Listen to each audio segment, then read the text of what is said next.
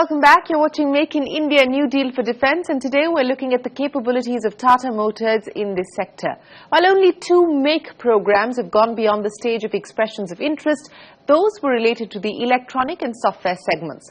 The only MAKE project in the land systems that even came close to the AOI stage was the FICV, or the Future Infantry Combat Vehicle program. Even this was retracted due to ambiguity over the evaluation process.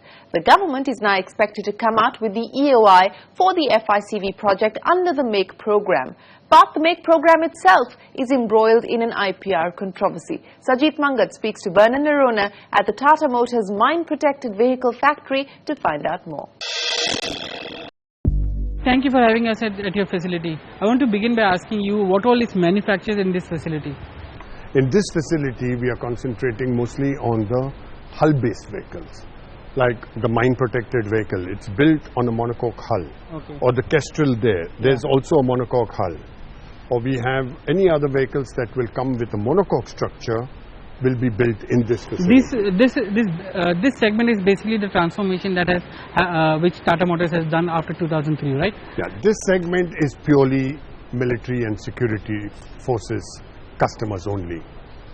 Those are, that side we make military vehicles which are tweaked from the civilian chassis-based vehicles, but these are pure for the security forces. What are the main issues for MAKE program as of today?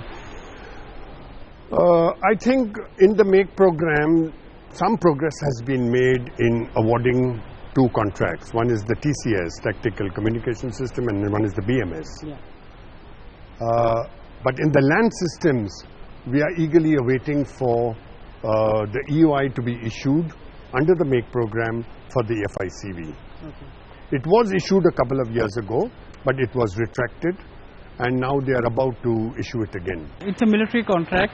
What was the ambiguity in that kind of system which was existing earlier? Because since 2003, there has been a lot of projects which have been given, but not the sophisticated projects. But what was the ambiguity which was existing? What we are informed is that the evaluation criteria was not made known to the players before the EOIs were evaluated.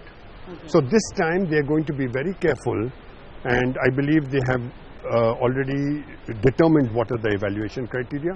They are also determining the weightage they will give to each of the evaluation criteria, and once that's ready, they will issue the EOI. The controversy about control of technology comes in, right, in the MAKE program, because if you might have the final IPR, but you may not have the IPR for the subsystems.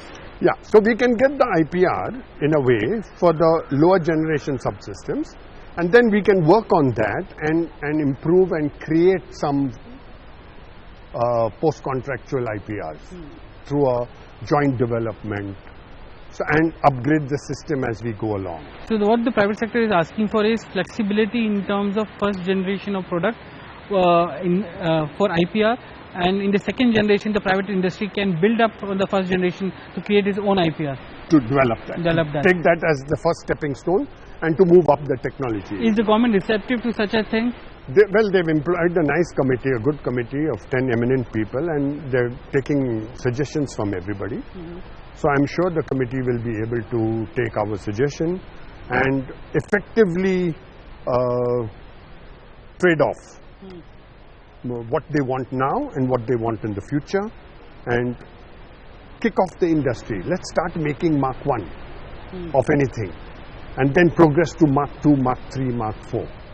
Today we are sitting and we are wanting Mark 3 and not getting anywhere. So let's start with Mark 1 and then engage the private industry or the public industry, public sector, to invest in R&D and take generation 1 to generation 2 and generation 3. Another issue which is there is the level playing field between private sector and defense PSUs. There is an argument within the private sector that private sector doesn't get the level playing field when it comes to production, the kind of incentives the defense PSUs get. Are you hopeful that the minister would be able to address that kind of issue? I think so. I really believe that he is sincerely looking at it. There is a will. In fact, by giving us the order for the 6x6, which is going to replace the Tata. Which is going to replace the Tata, Our two competitors were the Ordnance Factory Board and BEML. And both public sector. And were both public sector. So there's a move in the right direction by giving such a contract to the private sector. But those are just vehicle contracts or slightly compact support contracts. When it comes to compact vehicles, will you get the same kind of a level playing field? I believe so, and that's why we are investing. Another thing is you can't wish the public sector away. They are there. I think an approach to cooperate with the public sector, like we've done on the Kestrel. Yeah. We have collaborated with VRD and we've created the Kestrel. VRD is the arm of DRDO, which looks into vehicle research and development. So there's a place for everybody. There's a place for private sector, there's a place for the public sector, there's a place for DRDO. Give us some idea about how you went about doing it, and you cooperated with DRDO in that project. So as I told you, we were looking at competing for the FICV program, and we were an EI holder before it was retracted. But our ERC team, which was working on the FICV, continued to work on infantry combat vehicles. In the meanwhile, DRDO floated a tender for a wheel platform. We were a part of the competition and we won. There were 2-3 other companies in the fray. So domestic and foreign both? Domestic. Okay. Yeah, foreign too. For the suspension system, there was a foreign player. So we won first they floated a tender for the power pack. Yeah. We won that. Then they floated a tender for the driveline. We won that. And then they floated the tender for the hull and the integration. We won that too. So we've put it all together now. We have the orders in hand for 3 prototypes. And we are executing this. And we are very hopeful that we've made it modular.